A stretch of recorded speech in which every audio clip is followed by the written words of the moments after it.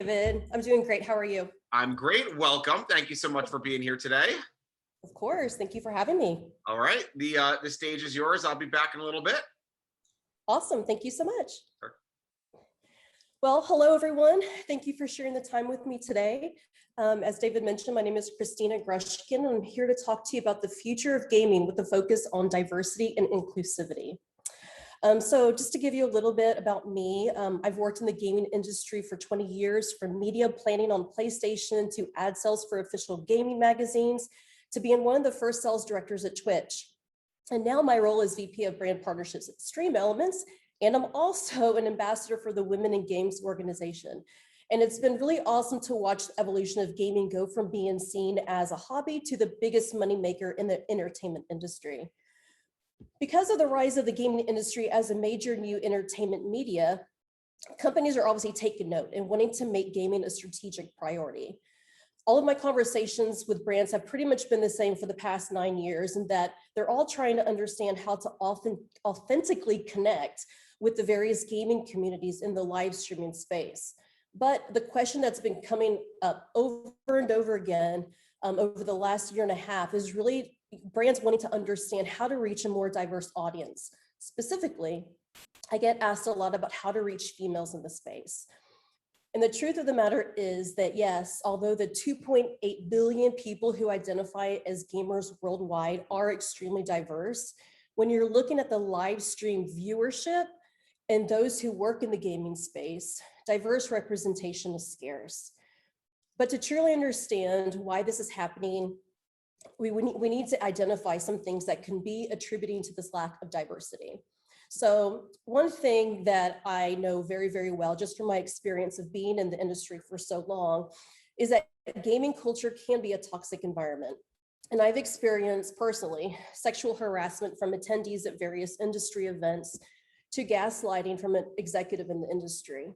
In 2020, we saw its own Time's Up and Me Too movement, where hundreds of gaming creators spoke up about their own experiences of bullying and harassment. I recently read an article called 9 Struggles All Female Gamers Can Relate to. And one thing mentioned that really stood out to me were words that female gaming creators and streamers use when describing their experience within the gaming space. They included toxic, sexualizing, have to adopt a masculine persona in game, excuse me, accused of wanting to impress boys, and lousy gamers. Another is looking at representation at the corporate level and at the content creator level in the gaming live streaming space. In an article called Moving the Gaming Industry Forward, Ayanna Smith, the head of corporate partnerships at Eureka, stated, "I think that part of the perception of we're not here is that you only see 7% of game developers being Latin, Hispanic, and only 2% being Black or African American. Part of that perception is that we're only here in small numbers, but we are here." Some other stats to point out, because this is still the reality. Of the top 14 global gaming companies, 84% of the executive positions in the gaming industry are held by men.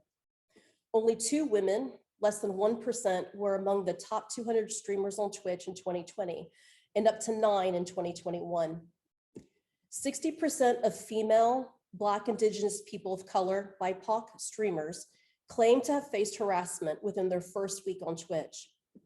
And as of May 2021, when this data was pulled, out of the top 50 US-based Twitch streamers, 1 was female, 0 were BIPOC, 0 were AAPI, 0 were LGBTQIA+, and 0 were disabled. To quote Ayanna Smith again, she said, "It's just natural for people to feel like they don't belong in places where they don't see a lot of people who look like them. So I think that this ends up being a barrier in entering the industry for a lot of people. There are also those barriers that come from the lack of access and the lack of exposure to the industry." When preparing for this keynote, I found myself rereading Dare to Lead, which is a wonderful book by Brené Brown. In the introduction, she listed 10 behaviors and cultural issues that leaders identified as getting in the way in organizations across the world. And one that stuck out to me as it was relevant for this topic was number 7. And that says, says, people are opting out of vital conversations about diversity and inclusivity because they fear looking wrong, saying something wrong, or being wrong. Choosing our own comfort over hard conversations is the epitome of privilege, and it corrodes trust and moves us away from meaningful and lasting change. The biggest reason why I believe that there isn't diversity and inclusivity in the gaming space is simply because not enough conversations are happening around it. And that in order for the ecosystem to change, celebrating diversity during specific months isn't enough. Everyone who is and wants to be a part of the gaming ecosystem must think about how they can directly support the innovation, growth, and normalization of diversity in gaming. So what can we all do to help? First, think about how your company is talking about diversity and inclusivity, and also how you as a team are thinking about it and how you can help build an extension within your marketing efforts when activating in the gaming space. Secondly, when working with game publishers, support those who have strong female representation in video games versus those who have females on screen to be sexualized. Also, when working with game publishers or aligning with games for custom content creation, consider aligning with games that give representation to characters who are also very rarely portrayed, like in Apex Legends that feature mixed race characters, openly gay, Black, and Asian. Third, support Black video game studios, which make games with Black protagonists. Fourth, think about how think about how you can support underrepresented gaming, live streaming content creators with your own products and services and through brand activations. Next, support all female or mixed gender esports teams. And finally, be an advocate. Challenge the gaming partners and platforms that you work with to create change and ask them what they're doing to help transform the culture into a more inclusive space.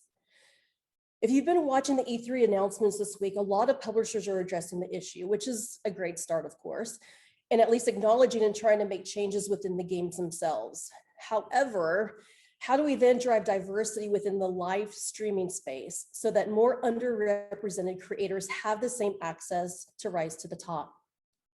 Last year, as Sean just mentioned, our company at StreamElements launched the Diversity Creator Fund, which is a professional gaming development initiative designed to provide content creators of underrepresented groups with high-level live streaming services and support.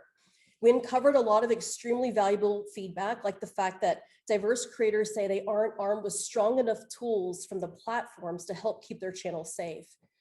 If you think about it, diverse creators face different challenges and setbacks that the typical white male streamer doesn't face. So if games are now going to feature, more diverse creators, how is that going to translate over to driving more diverse content creators, which in turn will attract more diverse viewers on Twitch, YouTube, gaming, and Facebook Live?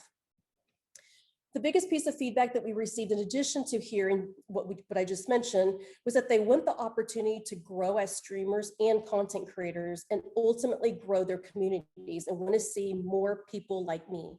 Luckily, we at StreamElements are in a unique position in the marketplace where we can help create an equal space for all by providing utility in the form of tangible exposure, mentorship, and resources to our 1.2 million users and new users to come. We're also working on developing new products for diverse creators. So think about how we can reward people for positive talk and chat, which can then help combat the trolls and negative comments while giving back to creators. We are dedicated to continue to build, grow, and improve this program so that we are actively helping all content creators achieve fame and fortune. And if anyone's interested in learning more and hearing how we plan to make an impact, please reach out to me at Christina@StreamElements.com. In closing, diversity and inclusivity is a necessity if the industry is going to grow, thrive, and truly reflect the billions of people that play games every day. I urge you all to have the hard conversation and challenge what you are doing or what you can be doing. I truly believe that if we all work together at this, we can change the future of gaming and esports together. Thank you. All right, that was very insightful, and thank you for sharing your experiences and your insights with us. I believe you're staying on right now, right, to lead the next conversation? I'm not. Oh, sorry. No, Maybe I had the wrong. Oh, you're correct. I was looking at the wrong script. So We are gonna keep the show rolling. Sorry about that, guys. We have Kristen Connolly, the VP of Brand Marketing at Activision Blizzard Esports, and we have Michael Silverberg, the VP of Global Agency Partnerships at AdMix. So we're gonna welcome Kristen and Michael to join. Again, Activision Blizzard, another huge player in the esports arena, no pun intended. So, and of course, Michael's going to moderate today's conversation with Kristen. So let's give a big virtual